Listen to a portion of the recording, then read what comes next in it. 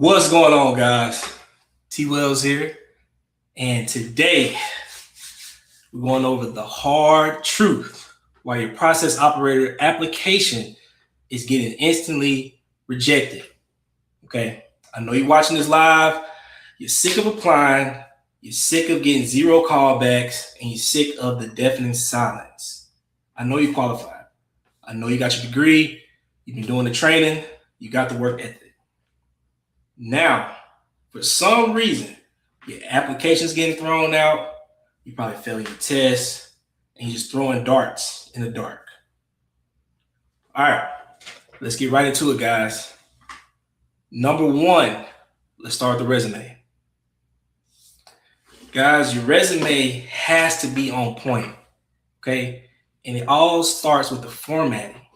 Now, most of you may use an Apple computer, but companies use Microsoft Office and Microsoft appliances, Microsoft computers, and your formatting in Mac may not transfer over into the Microsoft software.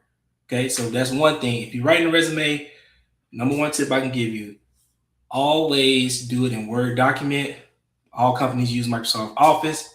It'll be easy for the system to pick it up, and the formatting will be correct, and you should be good to go. Now, your resume, you just can't have generic bullet points. And also, too, you need to use keywords, guys. Like if you're coming out of school, I know you have the like the simulator or some type of mock unit at your school. So use that as your experience. Okay, put things like I've operated centrifugal pumps. I've managed PLC logic. I performed lottos, procedures, things like that. Those are key words that you can use in your resume that will help you better your odds. Okay. Just don't put there, hey, I'm a hard worker. Oh, I'm a dedicated employee. That's not going to get through, guys. Okay. Also, your posting is like an open book test. Rewrite your duties using the exact phrases and technical vocabulary. Just like I said, terms like pumps, compressors, valves. These are things that you're going to be dealing with day to day, especially in this job as a process operator. Also, the safety is a given mistake. You fail to demonstrate that safety is your primary motivation. Okay, you got to put something that says safety in that resume. The managers, they're looking for proof that you actively champion safety. So you can use things like, hey, I led a safety meeting. I've identified a hazard, I implemented a new procedure, things like that you can add to your resume, and that'll help you. All right. Also, too, guys, every job that you do, regardless if it's operations related or not, you should have some type of safety aspect to it. Okay. Just keep that in mind, and you can use that on your resume. That'll help you. Now, education. Guys, I suggest that you get the process technology degree, at least a certificate. You have to have some type of technical knowledge. That's going to put you above the next person. That's going to give you a better chance. You just can't go in there with zero technical knowledge and expect to land a $100,000 job and outcompete people who got P-Tech degrees, people who got certificates, industrial experience. You have to have something. You have to bring something to the table, guys, to better your odds. Okay. Also, too, focus on troubleshooting, especially when you're getting this degree. The troubleshooting, that's a big thing you can bring up, especially in interviews, but you also can put it on your resume and it'll help you. All right. Now, we got the resume out the way. We're going to move on to the application. Guys, when you apply for this job and you're going in, you're creating a profile, and you're answering the questionnaire, do not answer no to something like, I'm comfortable working at heights, or I'm uncomfortable working at heights. Don't tell them that, okay? Even if you're scared as hell, you put on that application that, hey, I'm willing to work at heights, because you will have to do that at some point in your career. There's going to be a question talking about the weather. Are you willing to work in inclement weather? You put yes every time. Guys, listen, you have to put exactly what the company is looking for. If you apply and you put in the wrong answers in the application process, you're gonna get kicked out instantly. I'm just being honest. So make sure that, hey, you're willing to do X, Y, and Z for the job position, because this is going to be required of you. Now, will you do it all the time? No. You're not going to be 200 feet in the air all the time. It's not going to rain every day. But you have to be willing to work in it, because, hey, our jobs are 24 hours. We work 12-hour shifts. So the weather's going to be a part of it. You will have to go up. Sometimes you may have to get into a tight space. Sometimes it's just a part of it. But in your application, make sure that you're checking yes to these type of answers. All right. Now that you got the application, we're going to go on to the pre-employment test. This one here gets a lot of people, guys. A lot of people fail the mechanical, reading, math, charts, graphs.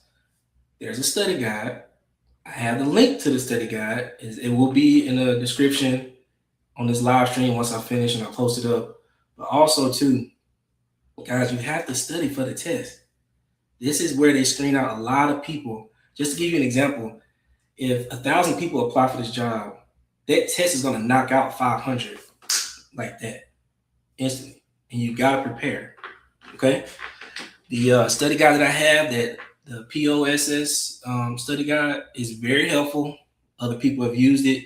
I have the book. It's very insightful. It has multiple sections. You need to time yourself. So when you are studying, get a timer, guys. Try to do 30 questions in 10 minutes. Try to do 40 questions in 15 minutes, 50 questions in 20 minutes. Now, you may not finish all of the questions, but you need to practice getting your timing down, as well as answering as many questions as possible. I would rather you get to question 30 than to focus on the first 10 questions and you end up missing 2 of those. Okay. The more questions you answer, the better your percentages are, and then you got a better chance of passing. Okay. All right. You got to pass the test. Now, let's get into this interview. This is going to be, if you make it to this phase, guys, you have to go in prepared, just like with anything else. You have to practice the questions. I got a video on my channel. I have consultations. If you just want me to go, we can do a mock interview and I can tell you, hey, what you're doing wrong. Make sure you're presentable. That's number one when you go into the interview. Make sure your facial hair is clean. I suggest you shave, but even if you don't shave, at least line your beard up or line your mustache up. Make sure your face is clean. Your hygiene's up. You smell good and stuff like that. Then when you sit down, don't sit in an interview and be all scared or looking like this when you're answering questions, because this here, answering a question like this, like, hey, tell me about yourself, and you're like, well, I got my P-Tech degree, and I really want this job, and I think I'm a good candidate. You see that type of energy, that type of behavior, they're not going to hire you. When you go in, you need to sit up straight. And they ask you, hey, tell me about yourself. Oh, hey, by the way, my name is T. Wells. I got my P-Tech degree from XYZ. I have experience in XYZ, this. And then boom, go on to the next question. And keep the eye contact as well. Also, too, in the interview, you need to have some information on the company that that you're trying to get hired on to. So if the company is the biggest water producer in the world, you need to have something that you've read, some article. They have things on their website too, guys. Go to the website. Hey, what project have they done recently? What volunteering thing they've done? Have they did like a beach cleanup or a park cleanup? They might be throwing a 5K, a 10K, things like this. Bring this up. in the interview. This is going to get you ahead when you're trying to get this job. Okay. And look, pay attention and make sure that you're going over questions. Watch the video. Guys, you watch the video. If you go to my video, you will see people are telling you, hey, these are the type of questions they're asking. They're going to ask the behavior questions. Remember the STAR method. Situation, task, action, result. Keep that in your mind when you're answering these behavioral questions. When you hear the tell me about a time, tell me when you did this, make sure you use the STAR method, guys. This is going to get you closer to getting the job, especially if you can answer and not be nervous and you're very clear and then you actually giving them bullet points to write down. Because I'm gonna tell you this right now: when you go into an interview, this is what it's gonna look like. Okay, they're gonna have their little notepad or whatever, and while you're answering questions, it's gonna look like this. They're gonna ask you something. Hey, tell me a time when you did something safe. And as soon as you start talking, everybody's gonna look this way. Nobody's gonna be looking at you. But every now and then somebody will peek up, make sure you ain't nervous, and they're gonna keep on writing. But guys, it's easier to write bullet points than it is to write paragraphs of you rambling on and on and on and on. And you going over here, then you coming back, then you going up there, then you coming back, then you going down there, coming back. No. Use the bullet points. STAR. STAR. If you do that, it's easy for me to write, okay, what was the situation? Got it. What was the task? Got it. Oh, the action? Okay, you did this. And then the final result, okay, you got something positive out of it. All right. So make sure that you're doing this, guys. Also, too, is if there's any problem that you're having with getting hired on, because it could be at any phase. Like I say, it could be at the application phase, it could be at the testing or an interview, but usually it's one of the three where you're having an issue. And shout out to everybody that's here, guys. Let's see what we got. Intern, all right, A1, what's that? Chanel. I hope I'm saying it right. So you're interning as an operator at BASF. Bought your book and watched all the videos. Thanks for the info. Man, I appreciate you. You've got Robert Wing 6762. My problem is I can't get the interview. I'm just landing the jobs. IDK if it's my interview skills or what, but I usually do good. So, okay, you get into the interview. Robert, it may be your resume. It could be that. It may be something with the resume if you're getting to the interview, or maybe we need to go over the questions a little bit more. Like, what questions are they asking you? How are you responding? How are you looking when you answer the question? A1 Chanel said, just practice and treat the interview like a regular conversation. It's your moment. You just got to get comfortable with telling your story and why you're a good fit. Yep. Perfect. Getting nervous. Okay, there you go. Robert, you're getting nervous, and I hate the panel interviews, but I'm working. Okay. Yeah, Robert, every interview is going to be a panel. So that's another thing too, guys. When you interview, you probably have like 4 or 5 people in front of you, and they're all going to be writing notes. I'll be asking you questions, and you'll have eyes on you the whole time. At least one of the 4, one of the 5 are going to be watching you. Yeah, to break the nervousness, guys, is practice. That's how you break it. You go over the questions over and over again. You get someone to interview, get your friend to interview. Your parents, your wife, one of your coworkers that you work with now, at your current job, or one of your fellow students. But you have to practice. That's what breaks the nervousness. There's anybody that's doing anything for the first time without any experience, you're going to be nervous. Unless you just practice. And then by the time you've answered the question 10, 15 times, you're ready for the interview. It's nothing. You go in, you relax.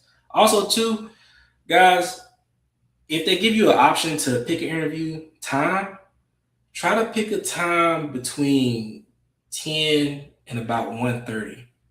And the reason I say that is because 10 in the morning, it gives you enough time to get enough rest, just in case you stayed up late the night before.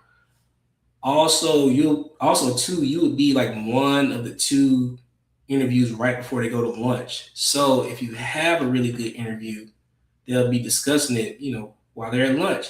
Like that, normally that's what I do. So I try to schedule mine right before that lunch window or right when they get back.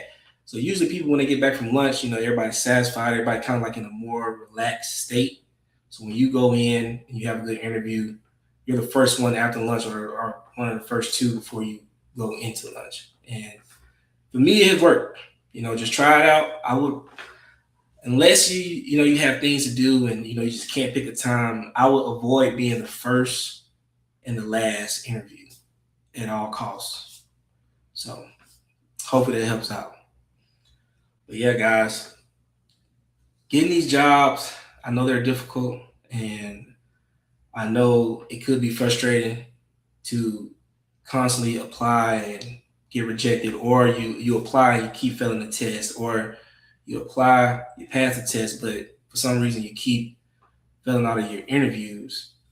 You have to work on it, guys. You really do.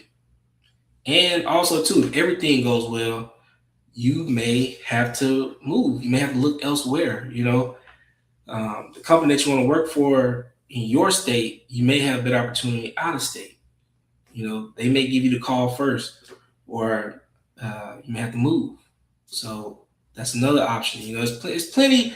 It's plenty of opportunities. It's plenty of different places. If you're not afraid to change your environment, you can get out there, get your career going, and then you can always move back. Once you get established, once you get about, I would say at least 3 years. Once you get 3 years in the industry, at that point, you can go anywhere. And it's fairly easy because now you have real world examples. You have experience. You probably went through a shutdown or two or some type of project. You've been through, various trainings and things like that. So that'll help as well. And if you just hell bent on not moving, you also can try to do an internship. So most companies they offer an internship, which is kind of like a temporary thing. You may work 4 months, 5 months, 6 months, maybe even a year, and then the pay won't be full pay, but at least you'll be getting paid something, and you can get your experience that way. And then 9 times out of 10, the interns they end up hiring on full time if there's positions available. That's happened to many guys that I know. Some of my friends, especially one back at home that wanted to stay home, they went through the internship, and then eventually the company had spots open, and they were able to get on. But yep, guys, don't let it get you down. Keep your head up. I believe in you. You can get through this. It's not the end of the world. All right, guys. If y'all need any help, any more questions, just leave them in the comments, and I'll get with you guys next week. Y'all have a good week.